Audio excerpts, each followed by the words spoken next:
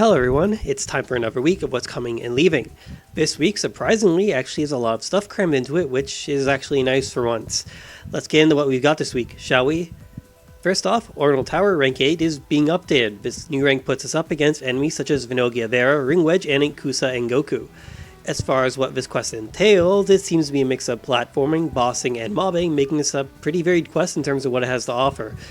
This isn't too much more different in terms of what Ordinal Tower Rank 7 offered, which I'm actually a pretty big fan of Ordinal Tower Rank 7. The only question remains, however, is if this quest has good loot, as there's nothing new set to release this update in terms of affixes, weapons, or units.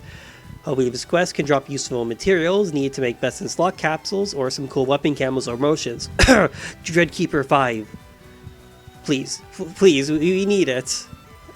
The solo limited time quest, Polaris Firefight, releases this week as well. This is a limited quest that is a solo version of the limited quest we currently have, except you can only fight Rune and Gele on its own. Despite being a boss designed for Mars, it's actually possible to fight Engele without Mars and potentially faster depending on how confident you are and how good your gear is. This limited quest drops the same loot as the 8-man quest, meaning it drops Halfanel and all the Rune weapon camos. By the way, someone else said the Rune weapon camos have X drop rate. If anyone ever tells you the exact numbers of a thing's drop rate in NGS, it is a blatant lie. Sega has never once released that information to public, even just once. It's just really low. That's all we ever know about anything in this game. There will be a treasure scratch in WQ campaign as well this week too. As per usual, you'll want to run urgent quests for tickets, which can be used to pull mostly for junk.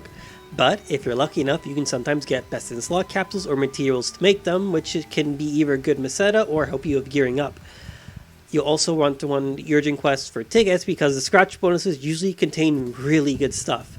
Last time we had vocal performance as an emote and some really nice PSO2 NGS weapon camos, which were thrown into the scratch bonuses. On top of this, at the end of all of that, you get a pick ticket, which can either be used for a shop pass for you free-to-play players, or you can use it for a prefix substitute, which means you can skip having prefix fodder. There will also be new Line Strike cards. Look, I don't know anything about Line Strike, so that's all you're getting out of me here. The collab with Kaiju 8 begins this week too. Now, I don't actually know anything about this anime, but the main character, or whatever the Kaiju is, reminds me of Grendel from The Legend of Heroes Trails into Daybreak. Surely I'm not alone here. You know what, actually, I probably am. I hardly have anyone else who watches me plays Legend of Heroes. But if you do, you're very cool. Well, whatever.